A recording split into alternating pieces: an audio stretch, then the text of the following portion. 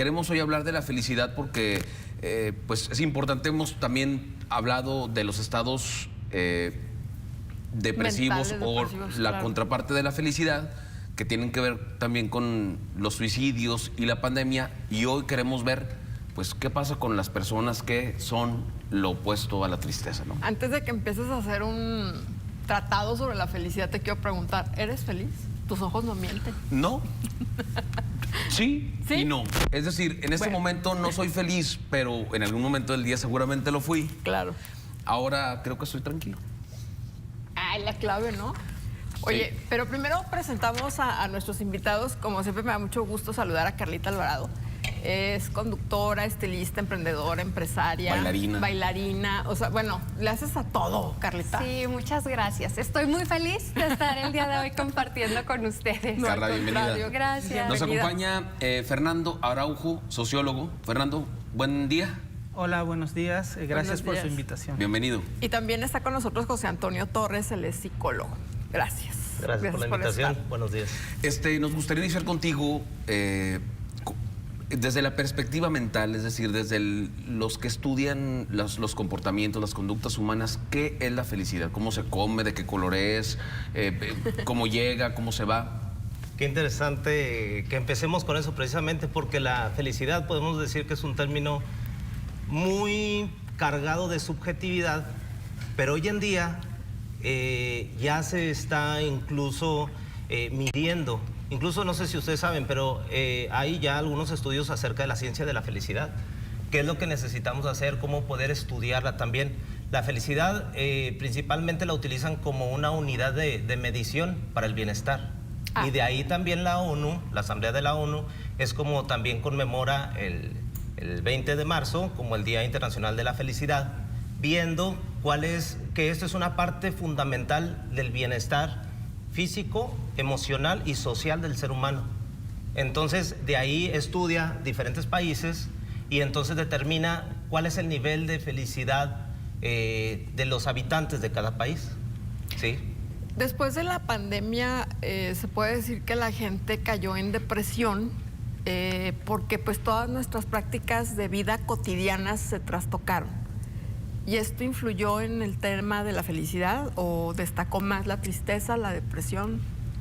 Bueno, la felicidad como concepto, primero hay que abordarlo desde una perspectiva histórica. Lo que es ser feliz ahora no fue hace 80, 100 años. De acuerdo. Es una cuestión etápica también, es decir, en diferentes momentos de nuestra vida somos felices cuando te dan un dulce, cuando eres un infante, ahora que eres estudiante de licenciatura, cuando te gradúas, cuando eres profesional, cuando consigues un ascenso. Es decir, la felicidad también es etápica y también se conjuga con diferentes ejes, ¿no? Como esto que se menciona, que es la cuestión de la solidaridad, de la colectividad, de la fortuna incluso. Entonces sí, en este caso colectivamente pues todos fuimos pues violentados por la pandemia de alguna u otra forma, tal vez algunos más, y entonces sí, los niveles de tristeza se elevaron demasiado. Esto a partir de algunas estadísticas que saca la misma ONU.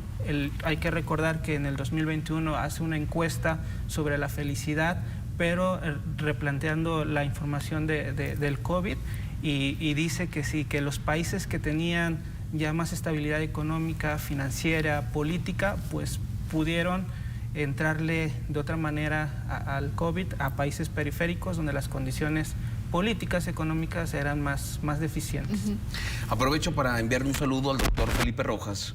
Le comentaba a Marcela antes de entrar al corte que algún día platicaba con el doctor y me decía en una de las sesiones, si yo tuviera la oportunidad de concederte, de hacer algo por ti para que estuvieras bien, ¿qué sería? Y yo le contesté, ser feliz. Porque no sé, en ese momento me sentía a lo mejor enojado o triste, ¿no? Y me dijo, y utilizó una analogía que hasta hoy aplico, que vaya, la felicidad está sobrevaluada en algunos de los casos y creo que es importante dimensionarla. La felicidad es un estado emocional, como cuando alguien llega a casa y te toca y te pasa a tu sala, se sienta a tomar un café contigo y esa persona se tiene que ir algún día, es decir, no se va a quedar contigo siempre. Así son las emociones, la felicidad, la ira, la tristeza, el pánico, ¿no? Es un poco eso, al menos así lo tengo conceptualizado y creo que eso me ha ayudado. Carla. De pronto podemos confundir la felicidad con alcanzar metas, alcanzar objetivos. Sin embargo, en mi caso, he estado haciendo como un recuento. ¿Cómo mido la felicidad? Pues de acuerdo a esas relaciones de amistad, esas relaciones de pareja, de familia, esa calidad que tenga de relaciones humanas que me acerquen, que me sienta arropada, acompañada. Para mí es la felicidad y la gratitud. Creo que el apreciar las cosas día a día y no dar por hecho que me levanté y que tengo un techo y que tengo alimentos, esas cosas, esas pequeñas cosas, en suma, brindan felicidad, pero es cierto, está sobrevalorada porque de pronto creemos que es un subidón de emociones y no, en realidad, para mí es la suma. No olvidemos también de que tiene mucho que ver con la percepción de cada persona. Qué claro. bonito escucharte también, Carla, porque dices estos fundamentos de una persona, de una mexicana, hacia la felicidad. ¿En qué lo fundamentas? El mexicano principalmente lo fundamenta en la familia, en las relaciones amistosas. Sí. El domingo ya tenemos una excusa perfecta para celebrar y estar felices. No Claro. se le va a olvidar. Y luego es puente, entonces vamos a estar felices el domingo, Estamos muy seguramente. felices por el puente. Entonces, Bueno, en parte. pero sí tiene que ver precisamente con eso, con la percepción. Entonces, a lo mejor tú puedes ver alguna rutina un tanto agobiante. Claro. Pero tal vez si tienes los recursos mentales, emocionales, puedes transformar precisamente la percepción de esa rutina. Por eso quiero tocar el otro tema, el que tiene que ver con la tristeza. La tristeza no es popular, ¿no? La cuestión de estar, pues a veces alicaído, de no tener fortaleza para enfrentar las cosas, la enfermedad de algún familiar y demás, pero también es parte de la vida y también tienes que conocer la tristeza y no puedes estar siempre feliz hasta arriba, ¿no? Exactamente, y aprendemos muchísimo acerca de la tristeza, como por ejemplo, conocemos nuestros recursos psicológicos, emocionales, a través de estas emociones, como las vivimos, a través de superar alguna situación adversa, difícil, y también, como lo dices, el hecho de vivir la tristeza nos da también una sabiduría y nos da también la oportunidad de conocernos más. Y se puede, incluso aunque suene paradójico, disfrutar también la tristeza. Ah, no, claro. ¿En qué lugar está México del ranking de la felicidad? En el 23 a nivel mundial de 100. Pues no estamos tan mal, ¿no? Y el segundo lugar en Latinoamérica, después de Costa Rica solamente. O sea, Costa Rica es el más feliz De Latinoamérica, de Latinoamérica. Sí. Pero ¿cómo se mide la felicidad? A mí eso me llama A mí mucho me la parece muy osado de pronto encasillar la felicidad en una ciencia, con una medición, con una métrica, Uy, que porque se mida como es un factor. concepto totalmente personal y subjetivo. Es decir, ¿qué te hace feliz? Algo que te haga cosas feliz. bien fáciles. Por ejemplo, estar en pijama el sábado en la noche viendo películas y que no haya nadie alrededor. ¿No? ¿Eso es felicidad o eso es bienestar? Se puede decir que es felicidad. Lo que ahorita les decía es que la felicidad la están tomando como una unidad de medición del bienestar. Entonces tiene que ver con ambas.